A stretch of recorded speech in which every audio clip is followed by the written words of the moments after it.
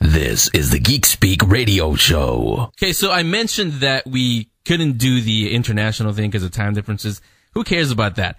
They're here now. So we've been all over San Francisco. We've been all over the San Francisco Bay Area and beyond into all kinds of places that we went to, the different comic book shops that will be participating this Saturday, May 7th, free comic book day, the 10th one.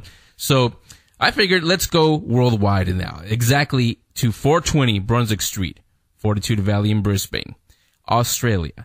On the phone, we have Shay and Yug from the Mana Bar. Very cool bar. It's a video game cocktail bar. And to tell you all about it, here they are. Guys, welcome to the Geek Speak video show. Thanks for having us. Cheers, mate. Thank you very much. No problem. So we're going to talk about Free Comic Book Day, of course, but the first thing I would like to know is, who is the genius who came up with this awesome idea? That'd be Yug. Yeah, that'd be me.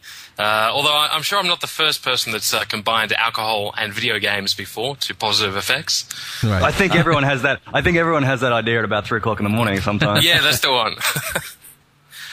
But yeah, the idea came about because I used to throw a lot of house parties and had a projector set up, and noticed a lot of people, as opposed to actually going up to the DJ dance floor, they'd pick up a Wiimote and fling it around, or Guitar Hero, and flail around wildly. And at the time, I'm just like, gaming has become a lot more socially acceptable with things like, the Nintendo Wii and Guitar Hero, and Right. It doesn't have that same antisocial, stereotypical, pasty white, fat gaming nerd sitting in their parents' basement. Don't get me wrong, God bless them. We get a lot of those guys in the bar as well, but it appeals to a much wider audience and demographic now, so that's where the idea came about. And besides just you two, is who else is involved in the bar? Yeah. There's we got 2 other business partners. There's another one called, his name is Praz. He looks after all the business, financy, money side of things, which is good. I need someone to actually We definitely ground me. Yeah. And the last person is Yahtzee. Yahtzee is fairly well known in the gaming industry. He does a regular weekly video game review critic video called Zero Punctuation. And Shay, you might want to jump in on this one. How did Yug convince you three to come on board and say, hey, let's do this? That was a long process, actually. I originally, when Yug came to me with the idea, I told him it was the stupidest idea I've ever heard in my life, and that if he kept talking about it, I'd probably slug him. So, but in the end, he did convince me, mainly through persistence. That's what Yug is best at. It's true. Is wearing people down.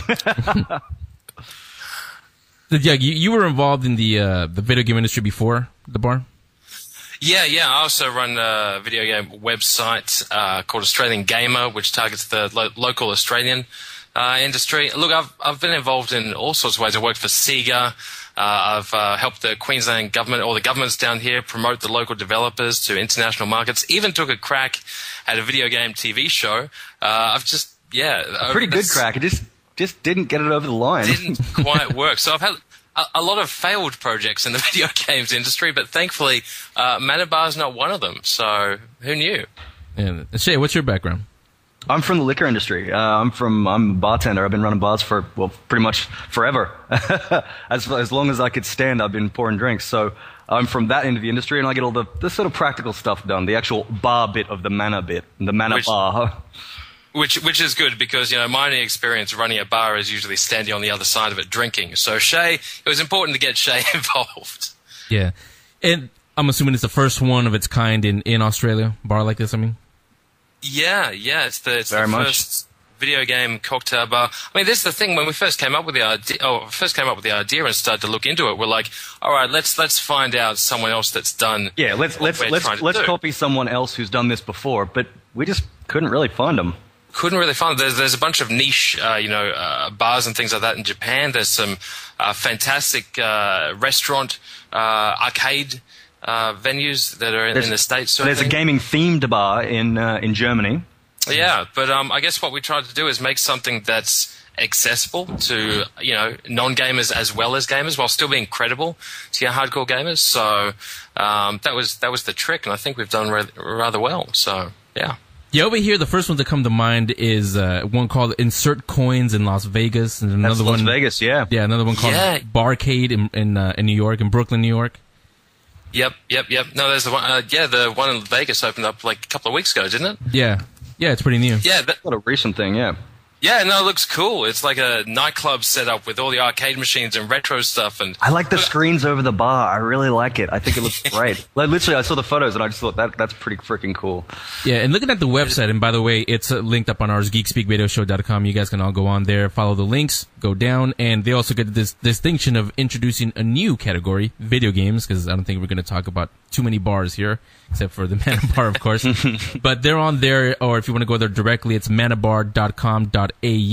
Looking at the website, what sets apart Mana Bar from the ones I just mentioned is those other bars, I guess you want to call them, or restaurants. Like I think one of you just mentioned a minute ago, they're arcade game themed and they feature arcade games. Your bar, the Mana Bar, is a little different. Tell me about that.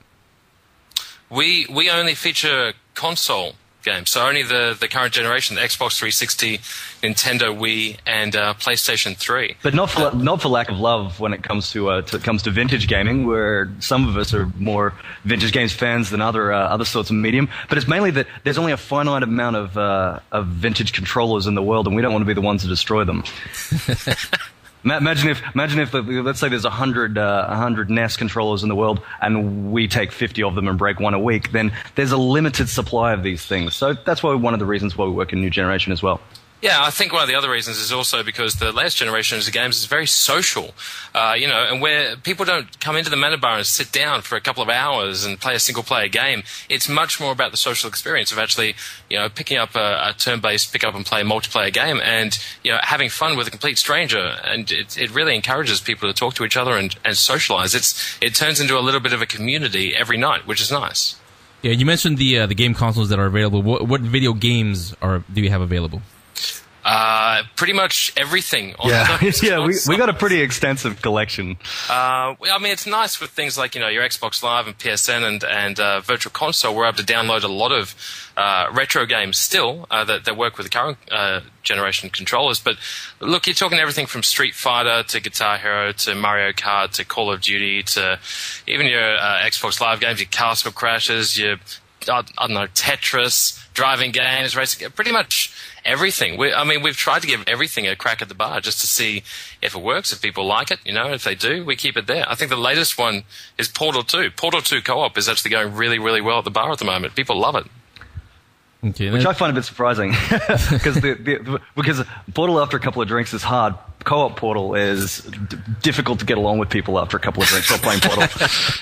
There's sitting next to someone. That's one of the reasons why I think Portal co-op is probably better online, because you can't get your hands on anyone. The Geek Speak Radio Show will be right back.